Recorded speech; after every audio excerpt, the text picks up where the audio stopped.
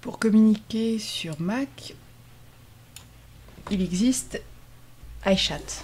iChat utilise le protocole AIM ou AOL qui vous permettra donc de discuter quelle que soit la plateforme. Néanmoins, la visioconférence ne sera possible qu'entre utilisateurs de Mac. L'audio, pas de problème, mais pour la visioconférence entre Mac et PC, il existe une grosse lacune. MSN ne supporte pas non plus sur Mac la visioconférence et certains logiciels externes permettent de le faire de façon incomplète. Je vous encourage, si vous souhaitez faire de la visioconférence entre Mac et PC, à utiliser Skype qui permet tout de même une qualité de connexion, bien qu'il ne soit pour l'instant qu'en version bêta, qui vous permettra de faire de la visioconférence dans de bonnes conditions. Ce n'est pas le but là de ce que je vais vous montrer, donc moi je vais simplement me pencher sur la configuration d'iChat qui vous permet à la fois de vous connecter au sein d'un réseau, sur votre réseau personnel, même en dehors d'une connexion internet, et d'autre part de pouvoir communiquer donc avec le monde extérieur.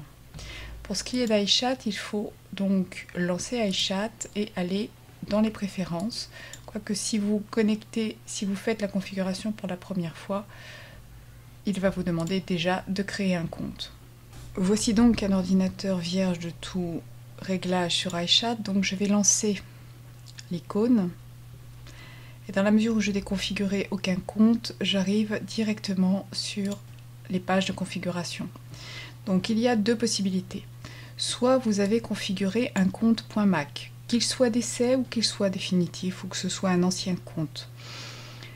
Vous pouvez continuer à utiliser cette adresse. Elle n'est bien sûr pas obligatoire, vous avez d'autres possibilités, notamment de créer un compte AIM que nous allons voir à l'instant, un compte Jabber ou un compte Google Talk.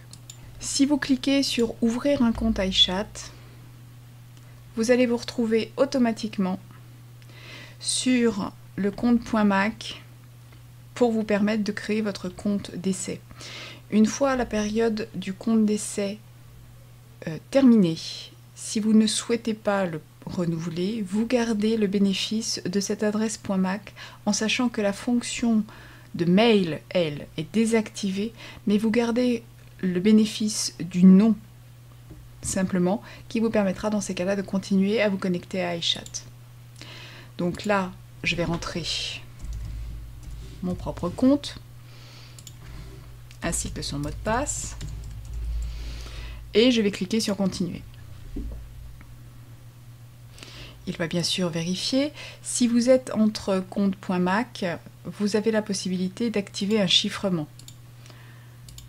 qui ne marchera pas s'il s'agit d'autres types de comptes. Donc là, vous cliquez sur terminer et vous allez donc vous connecter automatiquement. Si vous avez rentré des correspondants, ils vont donc s'afficher ici.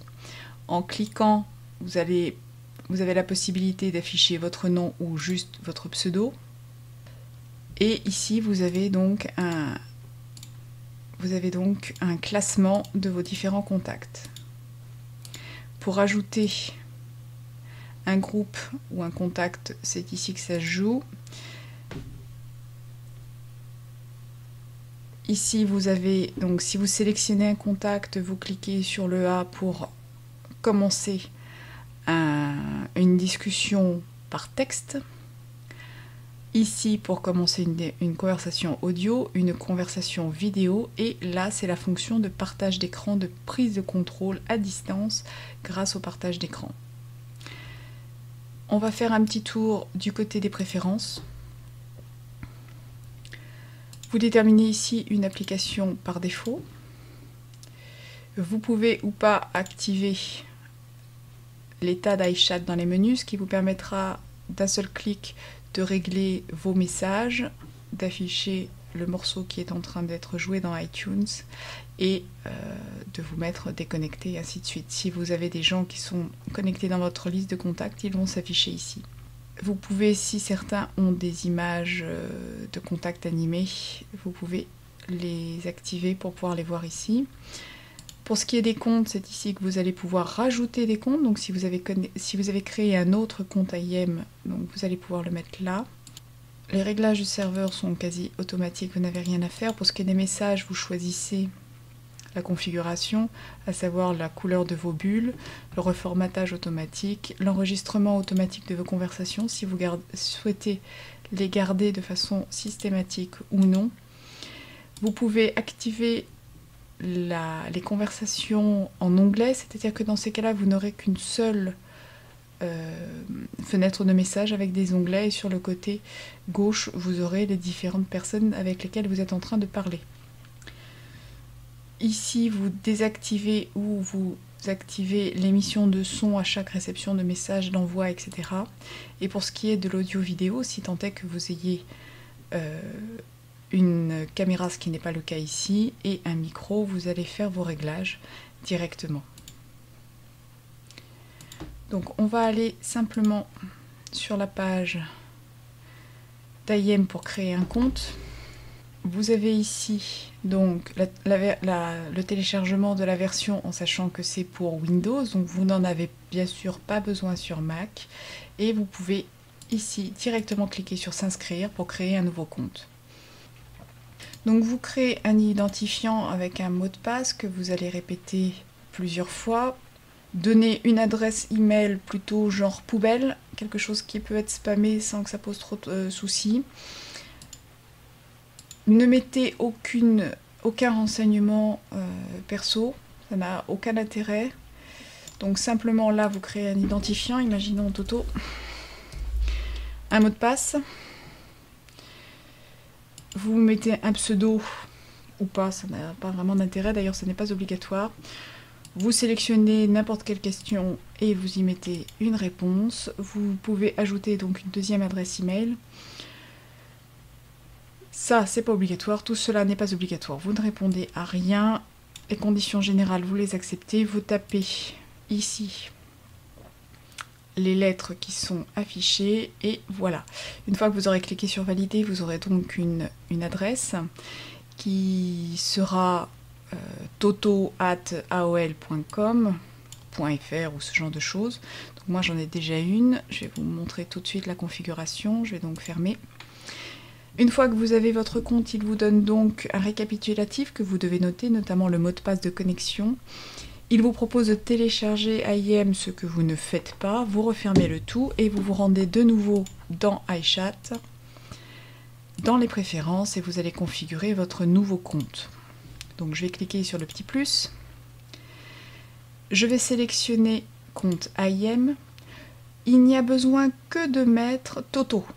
Le @AOL, vous oubliez. Donc là, en l'occurrence, voici le pseudo que moi j'ai. Et je clique sur terminer. Il va chercher à se connecter.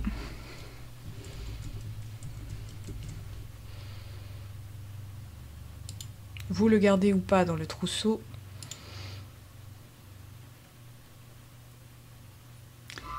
La connexion est en route. Et donc, pas de souci, je suis bien connectée. Je vais donc être connectée deux fois. D'une part, avec un compte .mac et deuxièmement, avec mon compte IM.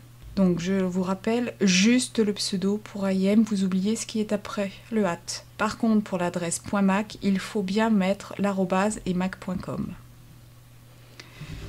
Pour vous déconnecter, c'est très simple, vous cliquez là-dessus et vous vous déconnectez. Et pour quitter, même chose, vous faites quitter iChat. Si vous souhaitez communiquer avec des possesseurs de compte MSN ou si vous souhaitez simplement utiliser votre compte MSN, je vous encourage à vous pencher sur Adium, qui est multi-protocole d'ailleurs et qui vous permettra de mettre dans la même application à la fois vos comptes IM et vos comptes MSN, ICQ et ainsi de suite. Donc vous allez sur la page Adium, vous téléchargez Adium et on va se pencher très rapidement sur les réglages. Adium est multi-protocole, certes, il est développé de façon totalement gratuite. Il est l'objet de nombreuses options de configuration. Vous pouvez changer les icônes, les bulles, les fonds, bref, le faire à votre image, les listes de contacts, etc. Il est régulièrement mis à jour. Donc là, je rappelle, il n'y a pas de support de vidéo, il ne s'agit que de support de texte, même entre comptes AIM. Donc pour l'installation, rien de plus simple, vous prenez l'icône de l'application et vous la faites glisser dans votre dossier d'application grâce à ce petit raccourci. Vous attendez que la copie soit faite. Je vais donc me rendre dans mon dossier d'application et je vais y retrouver dans quelques secondes. Donc je vais ranger, ranger par nom, et me voici avec une icône Adium. Donc me voici dans Adium. Vous allez poursuivre et ici vous avez donc de la même manière tous les comptes et protocoles de messagerie qui seront supportés. Donc à vous de sélectionner ce que vous souhaitez. Donc, en l'occurrence pour MSN, vous mettez votre adresse hotmail.fr ou .com, le mot de passe, et donc après vous allez vous retrouver avec vos correspondants qui vont s'afficher.